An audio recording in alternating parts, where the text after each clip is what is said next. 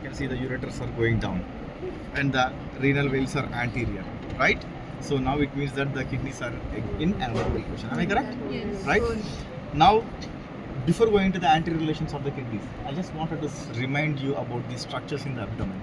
If you take the abdomen, right, on the left side you will be seeing the stomach, and this stomach leads into the pylorus, and the pylorus on the right side it continues down as a duodenum, and this duodenum continues as the jejunum, that is called as loops of small intestine, from where it goes to the cecum. From the cecum again it goes to the ascending colon. Once it comes up here, it will flex, called as the hepatic flexure of the colon, and then this is the transverse colon. Again it will flex here, called as the splenic flexure of the colon, and then it goes down as the descending colon, continues as sigmoid colon, and ends at the rectum and anal colon. In addition to this, the right quadrant, right side of the abdomen has got a big gland called as a liver, and on the left side, in addition to the stomach, there are two more organs called as the pancreas and the spleen. If you can remember, if you know all these structures, you know everything about the anterior relations of the kidneys. Now let us see the anterior relations of both kidneys. So I will not be using the term anterior again. Topic itself is anterior relations, right? Coming to the right kidney. I just wanted to show you. Now in the right kidney, the upper part of this right kidney, the uppermost part of the right kidney is occupied by the right suprarenal gland, which means that already the right kidney, suppose let us think this is the right kidney, there is suprarenal gland above it, and above it is the peritoneum, which means that the peritoneum is not coming in direct contact with the kidney here. So henceforth, this region of the right suprarenal gland is non-peritoneal in nature. Right? And now going little down and along the hilum towards the medial region, this is the impression for the duodenum. You people know that only the proximal half of the first part of duodenum is only peritoneal, and the rest of the whole duodenum is retroperitoneal, which means already duodenum is like this, and above that the peritoneum was going, which means that again this is also not coming in direct contact with the kidney, which means that this is also non-peritoneal region. Now, in the upper quadrant, lateral 2/3 of the right kidney is related to the right lobe of the liver. You people know that the liver is completely enclosed by peritoneum. Henceforth, here the peritoneum is coming in contact, touching the surface of the right kidney. Henceforth, this is peritoneal in nature. And however, it is separated from the right lobe of the liver. The right kidney is separated from the right lobe of the liver by a nice space called as the hepatorenal pouch or the pouch of Morrison's. Now, further going down, in the lower lateral quadrant of the right kidney, it is related to the one of the flexion of the colon called as the hepatic flexure of the colon. Already you know that the ascending colon, all these are retroperitoneal. Henceforth, this is also non-peritoneal region. And now if you go to the medial lower quadrant, this part of the right kidney is related to the loops of small intestine, which we call it as what? The jejunum. So this is the jejunal area. And you know very well that the whole small intestine is completely covered by the peritoneum. Henceforth, this is peritoneal in nature. In this way, there are 5 relations for the right kidney with the 2 peritoneal areas, that is the right suprarenal gland, the duodenal area, the hepatic area, the right colic flexure, and the jejunal area, out of which only 2 are peritoneal, that is, one is the hepatic area and the jejunal area. Clear? Now coming to the left kidney. If you take the left kidney, in the left kidney, again the same thing. The uppermost part of the left kidney is occupied by the left suprarenal gland. Henceforth, this region is non-peritoneal in nature. And now, if you just go to the left kidney in the upper left lateral border, this is the area for the spleen or the splenic area. You people know very well that the spleen is completely enclosed by peritoneum. Henceforth, this is peritoneal in nature. Now, in between the suprarenal gland, I'll just keep it like this. In between the suprarenal gland and the splenic area, you are seeing a nice triangular region. This triangular area is nothing for the gastric area. It's called as the gastric area. You people know that the stomach is completely enclosed by peritoneum, correct? So this is also peritoneal in nature. So once there is completely peritoneum is covering, it means that that peritoneum is also coming in contact with the kidney. Now if you see, here you can nicely appreciate one thin white line you can appreciate. This is the region between the splenic area and the gastric area, which is for the lienorenal ligament. Now further going down, if you look into this region called as the hilum of the kidney.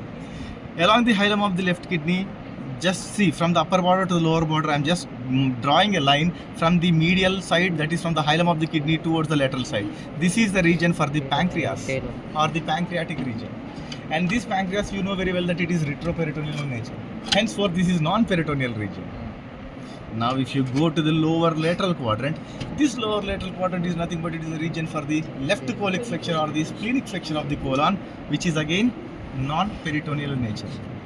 Now, if you go to the lower medial quadrant like this, again this is related to the loops of small intestine called as the jejunal area.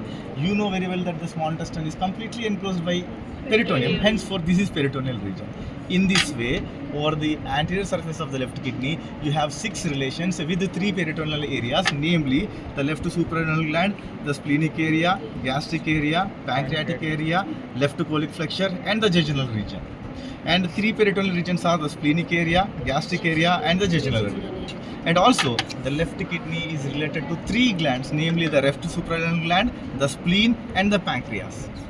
While the right kidney is related only to the 2 glands, namely the right suprarenal gland and the liver. Clear? This is all about the anterior relations of the kidney. Now coming to the interior of the kidney. Once we have cut the kidney in cross section, once we have opened it, so the interior of the kidney is now you can see 2 regions clearly. One is the outer light colored region called as the cortex of the kidney and inner region called as the medulla. So the kidney on its cross section interior, it is having to the visible eye, visible naked eye, you are seeing 2 regions, namely the cortex and the medulla. If you take this medulla, in this medulla you are seeing conical projections, nice conical projections, right? And if you take this shape of these projections, it is triangular in cross section, am I correct? And these triangular areas in the medulla of the kidney are nothing but called as the medullary pyramids. There are approximately 8 to 18 medullary pyramids in each kidney. 8 to 18 medullary pyramids in each kidney. And if you look at the base of this medullary pyramid, I am taking only single medullary pyramid. If you take the base, if you look at the base of the medullary pyramid, is facing towards the cortex, while the apex of the medullary pyramid is facing towards the renal sinus. And this apex of the medullary pyramid is called as the renal papillae. Renal papillae. And each renal papillae will contain approximately 16 to 20 ducts of Bellini. Ducts of Bellini. Each duct of Bellini is nothing but it contains new openings of numerous collecting tubules.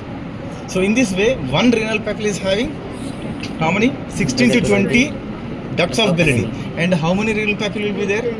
8 to 18 ducts. Now coming to the next part, that is to the visible eye, you are also seeing nice lines over these renal pyramids, right? Nice lines. These are nothing but called as the medullary rays. Medullary rays. Now coming to the peripheral cortex, which is visible here. This peripheral cortex, if you see, this is nothing but it is extending from the outer part of the outer surface of the kidney to the base of this pyramid. See, if you take this one, outer surface to the base of the pyramid. So this is called as a cortex. However, if you observe carefully, this is the cortex, this is the pyramid, base of the pyramid, cortex. And this cortex, in addition, it is also extending in between the bases of the 2 pyramids, right?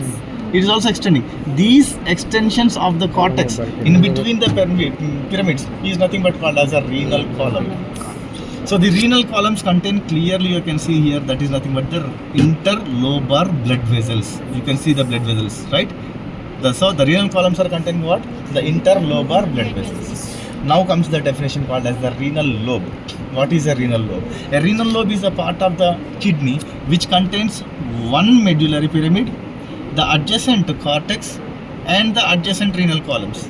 These together whole structure is called as one renal lobe. Right? Further coming to the cortex. In the cortex you are seeing nice arches called as the cortical arches. You can see this one is a cortical arch. A cortical arch is nothing but the region of the cortex bit from the outer surface only up to the base of the pyramid. This region is called as the renal cortex or the renal arch, cortical arch. It is called as a cortical arch. Now further going down, just these renal papillae, you can see that they are opening into a nice cup-shaped structures or a saucer-shaped structures, you can see, right? These are nothing but called as the minor calyces. So there are approximately 7 to 13 minor calyces in each kidney. and each calyx will receive approximately 2 to 3 renal papillae. 2 to 3 renal papillae. And see, these minor calyces will join together Yes. for the major calyx. And there will be approximately 1 to 3 major calyx in each kidney, and these major calyces will finally drain or go into the renal sinus, which finally goes into the ureter. Right? This is all about the interior of the kidney. That is only the gross anatomy of the interior of the kidney. Histology we have to